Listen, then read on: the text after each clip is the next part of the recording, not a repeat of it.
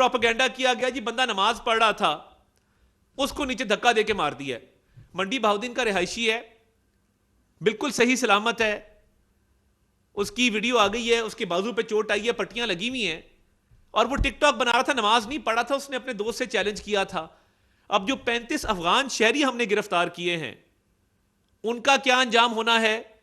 جو 45 آپ کے ہم نے جدید اسلحہ آپ سے برآمد کیا ہے, اس کا کیا انجام ہونا ہے؟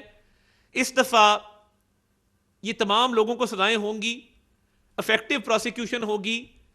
اور یہ جو فیک نیوز کا ایک سلسلہ چلایا گیا, اور یہ ڈیتھس کے حوالے سے میں انٹرنیشنل جرنلسٹ سے بھی خطاب کیا, ان کو بتایا کہ یہ بالکل جھوٹے کلیمز ہیں. کہاں ہے ایویڈنس؟ یہ جہاں کوئی جنازہ سڑک پہ جاتے دیکھتے ہیں اس پہ پارٹی کا جھنڈا ڈال دیتے ہیں.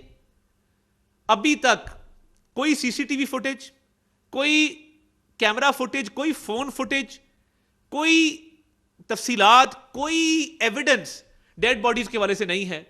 آپ نے ہوائی فائرنگ کی, میں موقع پہ موجود تھا, ہوائی فائرنگ ہوئی ہے, اور ہماری فورسز کے پاس, میں آپ کو بڑا کلیئر بتا دوں, کسی بھی پروٹیسٹ میں لائیو ایمونیشن کے آرڈر ہی نہیں ہوتے ہیں.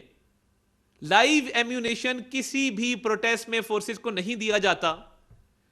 اور مجھے یہ بتائیے کہ آپ کے پاس ایویڈنس تو ہے نہیں, آپ جھوٹی ویڈیوز کا, پرانی ویڈیوز کا, غزہ کی ویڈیوز کا, کہانیوں کا, آرٹیفیشل انٹیلیجنس سے بنائی گئی ویڈیوز کا سہارا لے رہے ہیں. میں نے تو سی سی ٹی وی فوٹیج دکھائی ہے, آپ کے لوگ فائرنگ کر رہے ہیں, آپ کے لوگ ٹیئر گیس گن چلا رہے ہیں. میں نے تو فوٹیج دکھائی ہے کہ پورا ایریا جب کلیئر ہوا ہے, کوئی خون نہیں ہے, کوئی باڈیز نہیں ہے وہاں پہ, پورے ایریا میں مجھے ایک خون کا قطرہ نظر نہیں آیا ہے. اور میں بات کر رہا ہوں ڈی چوک کے کنٹینر سے لے کے 7th ایونیو سے بھی آگے تک کی. جب آپ بھاگ رہے تھے, پوری قوم نے وہ آپ کی بھاگتے ہوئے فوٹیج دیکھی ہے, اس میں کیوں نہیں ڈیڈ باڈیز یا فائرنگ دکھائی گئی؟